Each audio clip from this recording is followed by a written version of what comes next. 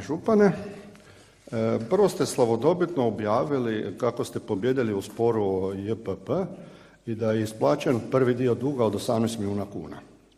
Sad pak poznata ekipa Štromar Divjak iz Zagreba to pokušava osporiti i da ne ulazimo u situaciju povuci potegni, nego me zanima što će se učiniti s novcem ako on ipak ostane ovdje.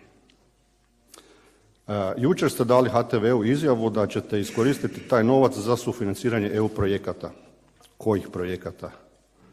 Mislite li time valjda kupiti plavetnog kita za ovaj egzotični akvarij na vodotornju?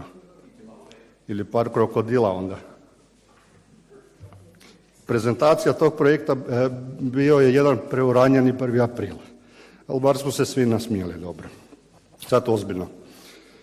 Izborna je godina. U njoj znamo da se konačno nešto počinje realizirati, pa je tako i na red s državne razine došla energetska obnova obiteljskih kuća.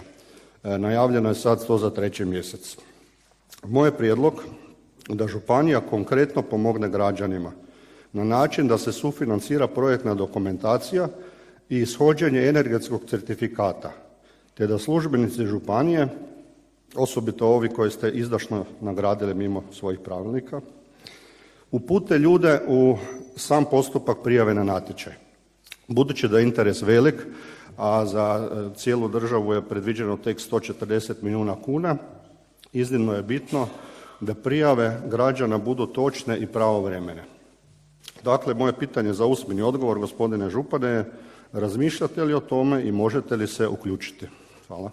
Drugi dio, vezani uz današnji događaj inauguracije, gledao sam sve 3 debate predsjedničke i bilo je pomalo mučno promatrati kako vas je predsjednica na odlasku uzela za metu.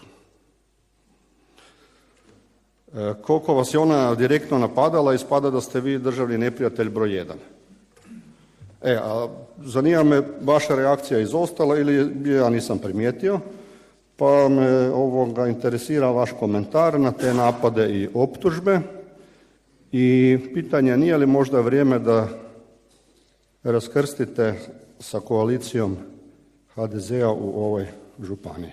Hvala. Hvala lijepo.